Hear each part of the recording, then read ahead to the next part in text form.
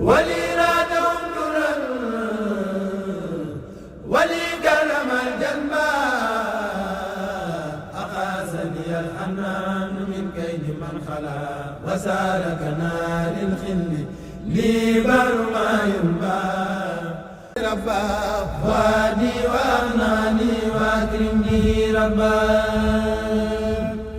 رضيت عن المولى تعالى الذي ربا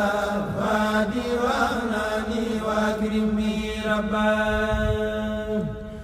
بي خلقنيت اليوم عبد الله بي قديما دواما بالذي اختاره خلقنيت اليوم عبدا بذكري واني يطوفنا روى النار وسبا نبس لقى لله عبدا مرتلا لذكر حكيم عن جناب الهدى سبا ارتل ما دمت حيا واكتفي وانفي بابليس عني مدينبا وهو مؤمن وواسع له الملك ثم الحمد والآل قد سبا خرجت بفضل الله من كل باطل وفارقت تدبيري به دفع والجلبا رضيت به ربا كريما مكرما وقاني الهدى والحرب والبار والتلبى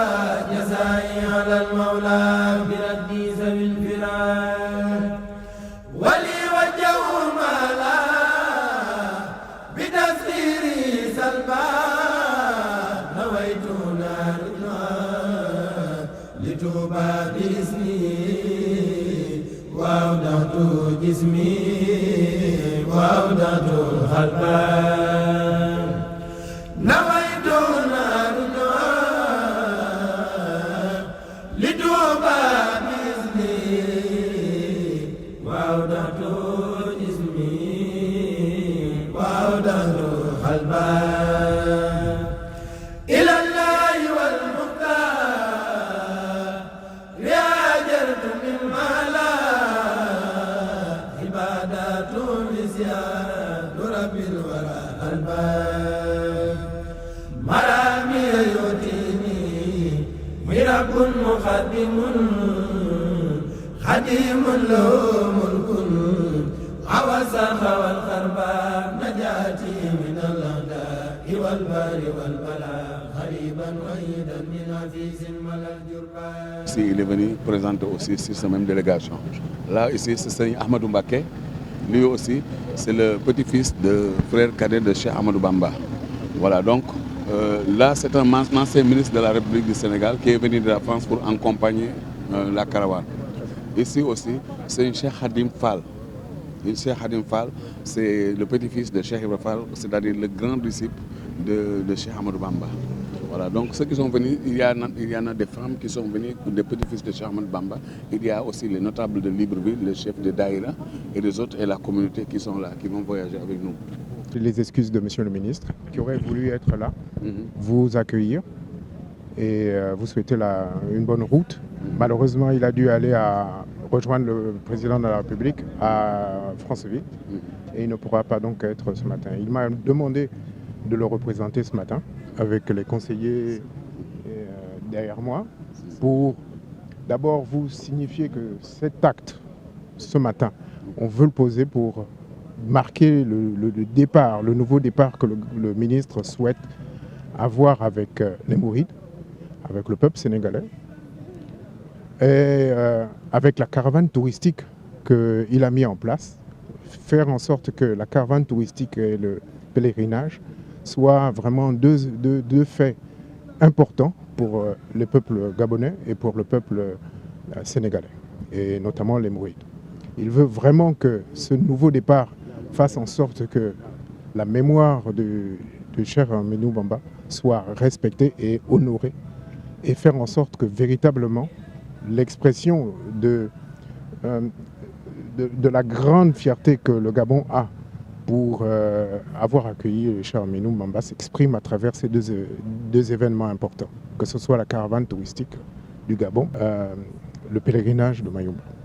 C'est vraiment un honneur extrême d'accueillir le calife aujourd'hui. Et il souhaitait vraiment qu'on traduise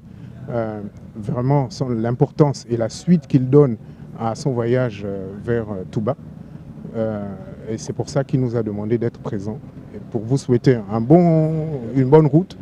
et faire en sorte que le pèlerinage se passe très bien et que vous puissiez aussi profiter des sites que nous avons mis en place pour la caravane touristique. Donc je tiens encore à vous remercier et vous souhaiter une bonne route et un bon pèlerinage. Je voudrais simplement dire que cette 5e édition de la caravane de Mayumba sur les traces de Cheikh Amadou Bamba sera marquée par l'ouverture officielle du pèlerinage de Mayumba. Avant les années précédentes, on allait à Mayumba, on était autorisé, mais ce n'était pas officiel. Cette année, l'Église catholique qui a hébergé Cheikh Amadou Bamba pendant 5 ans à Mayumba va nous autoriser officiellement cette année d'exploiter le site où il vivait. Donc c'est historique et cette délégation, elle est conduite par le fils aîné, le fils du calife général. Et nous allons aussi noter ici que le calife général a fait 7 ans, 7 mois, 7 jours en terre gabonaise. Et Mayumba le Gabon, en particulier Mayumba, c'est un pays sacré et Mayumba c'est une ville sacrée pour la communauté mouride. Donc nous remercions aussi le ministère du Tourisme qui nous accompagne avec la présence du ministre à Touba qui a rencontré le calife général. C'était un événement aussi historique parce que nous n'avons jamais connu cela et ça nous permet aussi de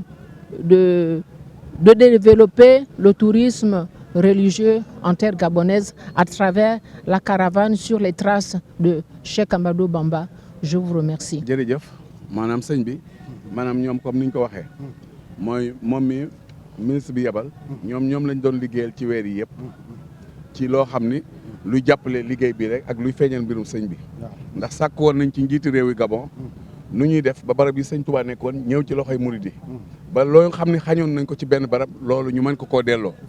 loolee nag biñ ciy liggéey bindoon nañ leen ay lettres yoo xam ni dañoo laajoon ay barab ci Mayumba ak Lambarna ak barab yoo xam sëñ bi jaaroon na ci ñu mën koo defaraat maanaam mu doon loo xam ni ku fi ñëw bu ëllëgee si biir nga fekk ko fi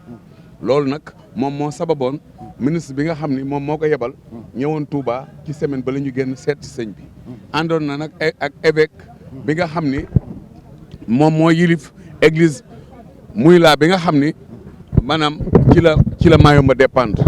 nga xam ne église boobu église boo xam ni bu fa yàgg la ndax at mi sëñ Touba sañcee Touba 1888 ci lañ sañcoon église boobu nga xam ni foofu la sëñ Touba nekkoon juróomi atam yooyu moom labbe boobee nag àndoon na ci délégation bi ak maire dëkk bi maire dëkku Mayumba ñëwoon na boo xam ni wax ni ma ko waxee woon Touba sët la ci Samori Touré ba ñuy ñëw tëggalu nañ caabi dëkk ba niñ ko baaxoo defee ngir andil ko sëñ Mountakha ndax dañ ne xam ne du ñëw waaye yow booy ñëw mu mën la koo jox nga indaale ko Gabon ba bu ngeen demee ngeen xam ne yamaluwul leen fenn am ngeen seen wàll ci réew mi waaw bu ko defee daal kon ñoom ñi sëñ bi bindoon na lettre jox leen ko ngir ay remerciement sant leen ci bu baax a baax ñoom nag loolu moo waral rek ñu ñëw ni monsieur le DG directeur de cabinet j'ai transmis un peu ce que vous avez dit au Cheikh. Il est l'heure de départ peut-être, mais il a compris quand même la venue du ministre. Lui-même, il était présent à Touba. Donc, vraiment, nous, on ne vous remercie pas assez. On va travailler, on va continuer le travail qu'on a commencé avec ma nièce, Madame Moussé, et toute l'équipe. Soyez rassurés que toute la communauté mouride, quand même, qu'on va pérenniser. vraiment, nous vous remercions. Et puis, on va dire seulement un mot de départ. Nous, dans nos coutumes, on demande la bénédiction au cher. Si ça vous arrange, on le fait. waaw fii nu taxaw ahlu badrin kiram min na ko am na kun fi daan fekk mooy kooku sëñ Moussa Ka wax ne ko doxin ba dafa simple mu jekk ay peer bu daan wax da koy ndànkal te baat ba day riir da daan muuru di yor yett kaala yi joor rawaan yaa ngi ko daan fare wàllu nday joor bu ñuulaay ba ni larxet sikkim ba ni laas di saflaari wurus moo ko jekk ay paas bu nekkul di bindit boo ma ngay yëri mool bu bët yeey nelawit xol ba moom ma ngay xool bu cër yeey nelawit ruuga dem aras moom xanaa war na buraax mbaa mu war ca ay soom te Layla du ko tee dem ca pays diwaan ca passion ngañ sàkkar rijaale lay naan borom taar bile semmal na saaru mbar daan tabaaraka ma jàngal ko saaru furxaan bu injiil ñëwaatoon mu mel ni Musaa bu tawreet ñëwaatoon mu far di Xiisa sa géeju xikam raw na géejul xumaan sa waxtaane hadiis semmal na Nuxmaan xasaay di nga feeñal mu ne su koo jeel hajaay bi nga feeñal mu ne su koo móol koo tofli sa lor yi tofal ko busra mu tàggoog loru duniyaa ka saako uxra sa mbootum xalimaa raw dabbu su Musaa way dee ya nga dekkal tawoon na Xiisa ca mulkoog malakoot lay fanaana gàmbaal malaaka yi jabaroot ya far ko wër di sabbal kooku lañ jële woon ndakaaru mu dem ndar ndakaaru Konakiri Garam Basam Looj Mokkel Batako Abarisit Kutumi Dawme Booma wàcc fii ci Libreville kookoy sëriñu Cheikh Ibrahima Fall kookoy sëriñu Cheikh Ibrahima Fall murit fii la ñuy waajale màggal gi waaye ren na caravane bi am na gan sëriñ Cheikh Khadim Fall moom sëriñ Moud Abdou Khadim moom sëñ Mortala moom maam Cheikh Ibrahima Fall moom rek la tubaab bi xool maamam ba yàgg naan ko il incarne à sa personne de toute la gentillesse la générosité, l'élégance, la prisation, signalement très noir de peau, taille au-dessus de la moyenne des Sénégalais, frontaux élargis, chevelure crépue et brucheux. Sëñ Moussa Ka ne ko fekk sëñ Moussa Ka ne ko mos nay xibaar yi jébbaloom bay wax ni yàlla mi ko moom moo ko ni Bamba moo la moom raasi ko jox ko say pexe tegtal ko yoon wa ab murit di jaar ba raw pexe marit ba am ngërëm bari murit ba dootu deer tax-taxi mu daal di dem Taïba Ndakhaar ngir dégg Bamba di fa xaar seet na Serigne Taïba Ndakhaar ci njàng lay xamee pexe waa jàngoo gi kookoy borom njañ lu dekk la kon nag gars yi ñoo ngi ni Libreville fu nu jëm Mayumba 819 kilomètres pour les traces de Cheikh Ahmad Bamba jërëjëf Serigne Touba est-ce que borom Touba amut morom lu fi xew rek dinañ leen ko wax. asalaamaaleykum ñoo ngi ziyaare ñëpp di jiital si ziyaar bi suñu yaakaari tey ak ëllëg Cheikh Mouhamad Mountakha Bachirou Mbacké di ko ñaanal mu yàgg fi loolu te wér mbokki taalibe yi mbokki jullit yi su ngeen gisee ñu ngi taxaw fii si baie des Rois di waaj maanaam pour dem Mayumba di caravane Mayumba topp jaar-jaari Sëñ Touba fii si Gabon comme ni ngeen ko gisee rek mu nekk wàccaay boo xamante ni bu mucc ayib ginnaaw bi ñu demee si sunu yaakaari tey ak ëllëg Cheikh Mouhamad Mountakha Bachirou Mbacké jox nu ndigal ñaanal nu yebal nu tamit ñu yaatal liggéey bi dem si mboolem kilifa yi nga xamante ni ñoo nekk Touba kër Sëñ Touba yëpp ñu dem fa tamit wax leen liggéey bi xamal leen ko ñu ñaanal nu si liggéey bi tamit soññe si kon gis ngeen ni tey jii mooy départ bi ñoo ngi fii si baie des Rois ñu ñëw tamit di sant yàlla ndaxte liggéey bi de am na ay jéego yu am solo lépp rek di tawfiixi Sëñ Touba nim Sëñ Mountakha nim nu ko ñaane la woon ni di ngeen si dajeek tawfiixi Sëñ Touba di ngeen si am ay ndam yi nag weesuwul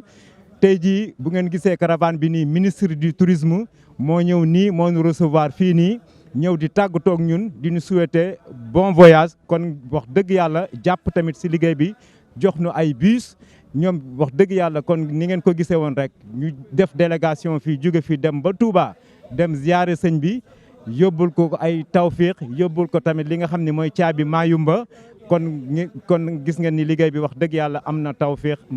kon ñu ngi ziyaare ñëpp di si woo fu taalibe nekk ñu ngi lay woo nga ñëw nga waajal bis bi nga xamante ni chaque année ñu ngi koy def di topp jaar-jaari Sëñ Touba ak projet yi nga xamante ni moom lañ waajal sa Mayumba fa nga xam ne fa la Sëñ Touba sampoon ñeent bantam ya ñu simpi ko tey jii suñu yéene mooy murit yëpp rek ñu waaj dem Touba sampal ko fa ñeentu sooro ba juróom ndaxte loolu di nekk li nga xamante ni sëñ bi dina kawe lool waaw ndaxte. ginnaaw loolu mën nañu xam programme bi nan la nar a tëddee bis yi ñaata bis la ñu war a toll nombre de personnes yi par exemple ak programme bi itinéraire bi combien de kilomètres la ñu war a daw pour ak buñ demee programme. waaw programme bi ni muy tëddee nii ñu ngi fiy départ rek ni ngeen ko gisee démb la programme bi commencé mu nekkoon cérémonie officielle bi fii si Libreville tey jii bu ñu xëyee nag ñu ngi war a départ pour dem Mayumba. bus yi nombre de bus yi toll na fi mu nekk ni si juróom-benn jàpp juróom-ñaari bus nombre oto yu ndaw yi moom mënuñ koo wàññi ndax gis ngeen mbooloo mi ni mu bëree donc Tawfekh yaakaar naa ni daaw bi ñuy dem tolloon nañ si ñeenti bus waaye ren bu ñu demee ba toll si bus nombre bus yi ni kon ñu gis ni liggéey bi wax dëgg yàlla mu ngi jëm kanam comme ni ngeen ko xamee rek ndaxte liggéeyu sëñ Touba moom ay mbiram amul tànk ginnaaw tànk kanam rek la jëm.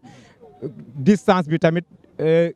Mayumba dafa sori 800 kilomètres di war nañoo parcourir 800 kilomètres en passant par Lambaréné ñaari fan nag lan fay def incha allah bu ñu demee tamit foofu tamit autorité ya ñu ngi nuy xaar foofu noonu ñoom tamit ñu ngi nuy waaj a di ñu xaar ak évêque baag lépp maanaam labbe baag évêque ba nga xamante ni ñoo ñuy dalal sa mission ba. autorité bi nga xamante ni mooy maire bi tamit ñu ngi nii xaar war nañ fa am cérémonie officielle jàngkat yi nga xamante ni tamit ak waxtaankat ak conférencier ñëpp rek programme bi ñi nga xamante ni ñi jóge Sénégal incha allah suba programme bi noonu lay tëddee.